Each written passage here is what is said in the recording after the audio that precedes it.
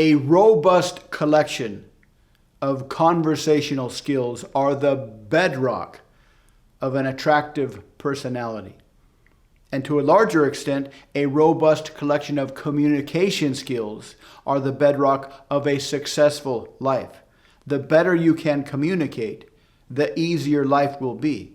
Whatever the ideas are in your head, the better you can communicate those ideas, the more people will be receptive to your ideas. No matter what skills you have, the better you can communicate your skills, the more valuable you'll be to other potential employers. But conversation skills are really a microcosm of communication skills. Conversation skills, particularly in a social setting, when you don't have an outcome, other than to enjoy a conversation with a friendly person, these are kind of a subset of the larger group of communication skills. And the better your conversation skills are, the more enjoyable of a human you'll be, the more attractive you'll be, the more charismatic you'll be. Unfortunately, there's a couple of ideas, a couple of misconceptions that may be keeping you from becoming a world-class conversationalist. And once we get these misconceptions out of the way and you realize how easy it is to practice conversational skills, you'll be on the way to becoming a world-class conversationalist capable of moving people's minds in any direction that you want. The first misconception about conversation skills is that they're not skills. They're something other than skills. Now, the reason a lot of people think this is kind of understandable once you look beneath the surface. Let's imagine you play the piano. You like playing the piano. You like being able to play certain songs on the piano. And you look back in your past, a year ago, 2 years ago, and you feel on a deep, emotional, visceral level how much you've improved. And that improvement feels good. And you look back when you started, you look at right now, and you imagine a year from now, you imagine 2 years from now. And from back then to now, there's every day that you practice. So built into your future imagination about how you're going to become a piano playing rock star is the idea, the accepted presupposition that this requires daily practice. So you have been practicing to get to where you were, to where you are, and you imagine that you will continue to practice to get even better.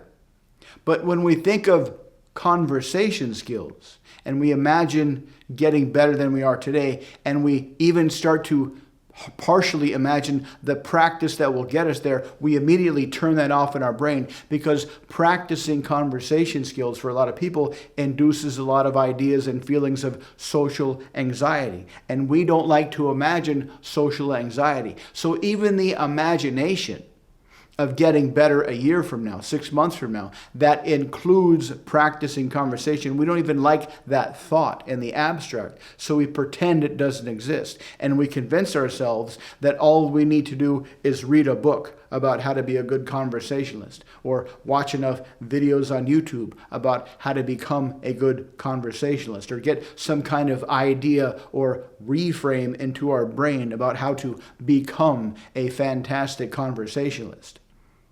But a conversation is a skill like any other skill, and it requires practice. It would be kind of silly to believe you could read a book on how to play the piano and expect to be able to play the piano after reading the book. Even if you read a book on how to play the piano, you would still understand intuitively that you need to practice.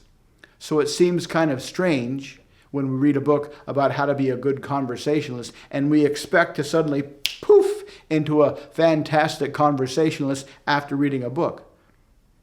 Another misconception about having great world-class conversation skills is that it's all about what to say. A lot of people waste a lot of time trying to think of the right thing to say, and once they figure they have the right things to say, they can go into a conversation and say all these things that they've learned from books and online chats or whatever.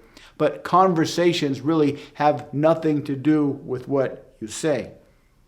Conversations, particularly social conversations, or especially social conversations where you don't have a specific outcome, just to enjoy the other person, these are not about what you say up on top. These are about emotional, subconscious vibing.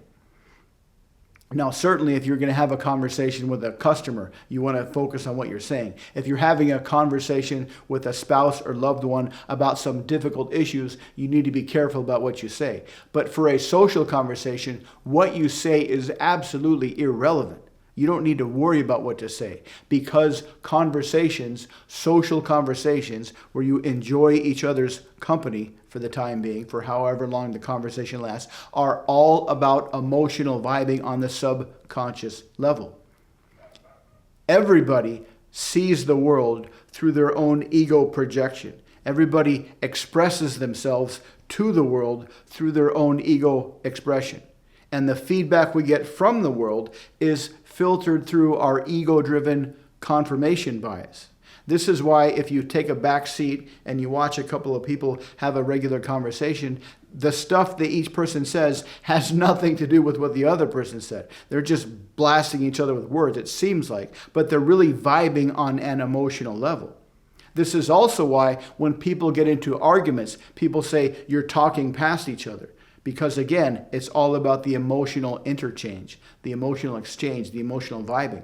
So when you have a social conversation, forget about the words, just vibe with your emotions. How do you do that? While you're listening to them talk, you'll have a bunch of ideas pop into your head.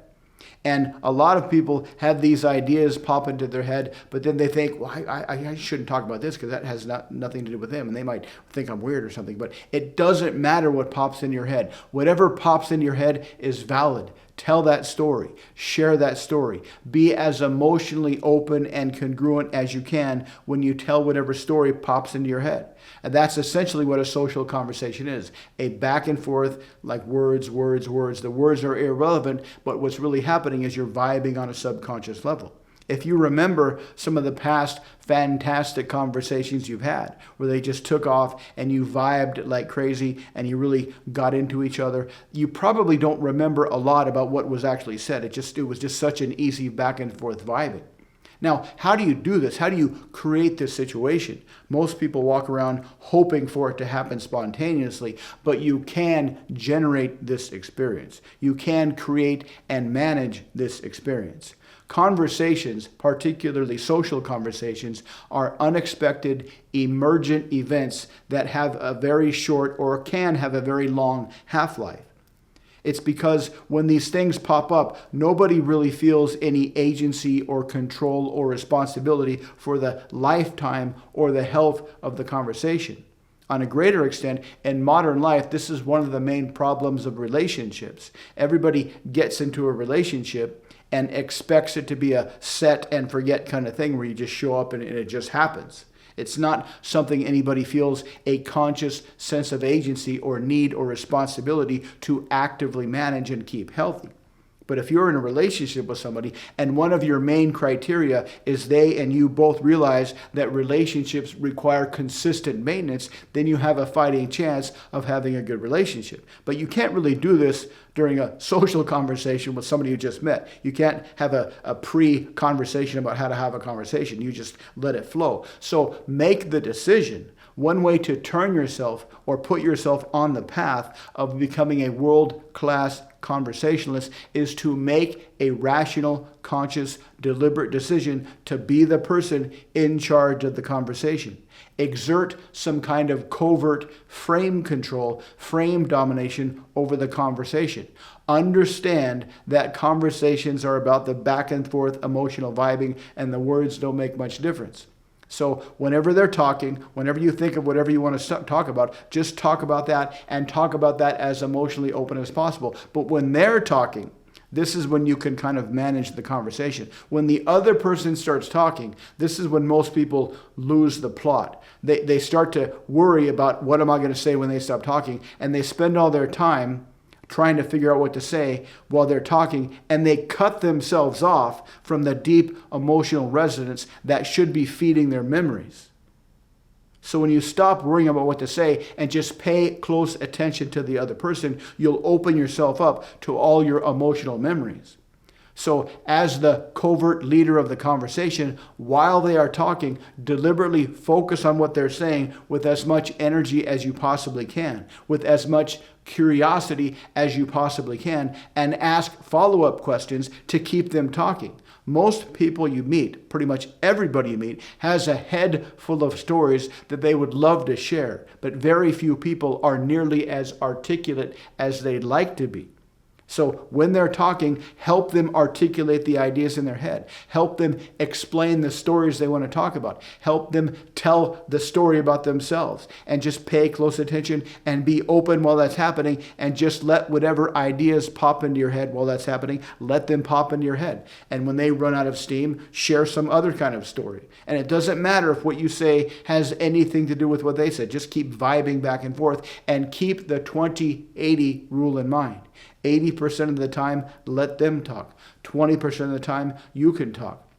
If you truly understand that social conversations are all about emotional vibing and the words you say don't matter, you can spend a lot more of your brain energy not worrying about what to say, but focusing on what they're saying. And the more you focus on what they're saying, the more you let them do most of the talking, the more likely you'll have a lot of reciprocal, emotionally vibrated, emotionally resonated ideas just pop in your head during the time. Because you'll have a lot of time. If they're doing 80% of the talking and you're doing 20% of the talking, your subconscious will feed you with a bunch of stuff to talk about. So just let this kind of dynamic flow as long as you want to keep it flowing, because you can keep it flowing.